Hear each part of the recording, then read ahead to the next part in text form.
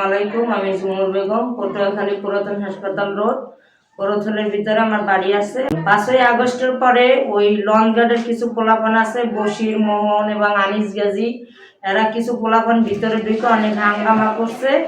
আমার কাছ থেকে 30,000 টাকা জোর জবরদস্তি করে নিছে।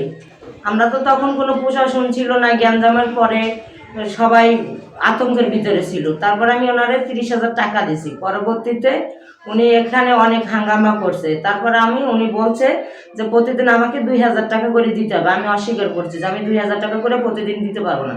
তাহলে প্রতিদিন যদি আমি 2,000 টাকা করে ওনাকে দিই তাহলে মাসে 60,000 টাকা, তাহলে এই 60,000 টাকা কোত্থেকে দিব?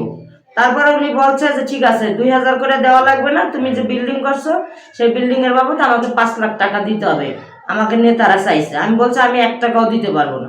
সেই দিন এই বিদায় আমি অসুস্থ ছিলাম। অসুস্থের কারণে আমার হাজব্যান্ড আমাকে ঢাকা নিয়ে যাওয়ার উদ্দেশ্যে লঞ্চে আমরা কেবিন করছি।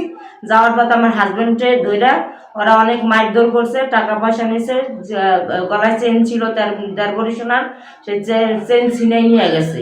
তারপরে এটা নিয়ে আমরা মামলাও করছি, থানায় মামলা করছিলাম। থানায় কোনো পদক্ষেপ না নেওয়ার পরে আমি কোর্টেও মামলা করছি। কোর্টে মামলা করার পরে এই মাসখানেক আগে ওর ওয়ারেন্ট বেরোইছে, তারপরে ও হাজির হয়েছে, পরে ওর কাস্টডি হয়েছে।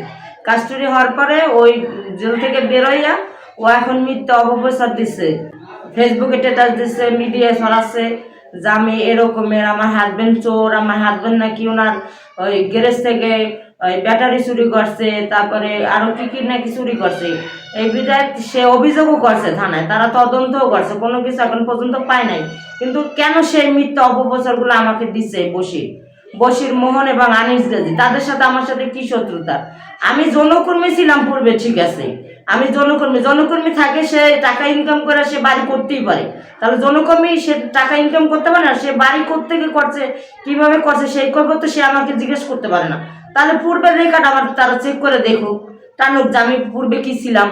এবং সে সংগঠনে আমার এখানে পটুয়াখালী বড়ছেলে সংগঠন আছে, শক্তি নারী সংগঠন, সেখান থেকে সে কিছু কাগজপত্র আমার চুরি করে নিয়েছে। সে আমার লাইসেন্সটা পর্যন্ত করে নিয়ে শো করছে। তাহলে সে কি চায় আমার কাছ থেকে? কেন সে মিথ্যা অপপ্রচারগুলো দিচ্ছে? সে এখন বর্তমানে কি চাইতেছে, এটা আমার সবার কাছে আকুল আবেদন, তারা যেন আমার এদের দৃষ্টি আকর্ষণ করে কেন তারা এইগুলো করতেছে। মিডিয়ার কাছে আমি জানাইতে চাই, 5ই আগস্টের পর কিছু পোলাপান যৌনপল্লীতে ঢুইকা তারা চাঁদা চায়, যে চাঁদা তারা না দেওয়ার কারণে মেয়েদের সাথে অকারস করিয়া সাথে সাথে না পাইয়া আমারে মিথ্যা জড়াইছে। আমি আমার স্ত্রীকে নিয়ে ঢাকার উদ্দেশ্যে মেলা করছি ডাক্তার দেখানোর জন্য।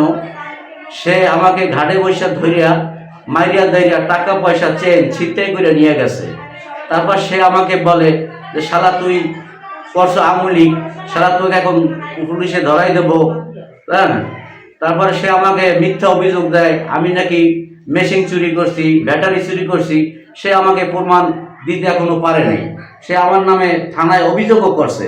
এই মিথ্যা অভিযোগের কারণে আমি সবার কাছে সুস্থ বিচার চাই। বিশেষ চাকরি করেছি নূতন বাজার এলাকায়, আজ পর্যন্ত কেউ আমাকে বলতে পারবে না যে আমি কোনো খারাপ বা চোর বা ছেঁচো, কেউ আমাকে বলতে পারবে না।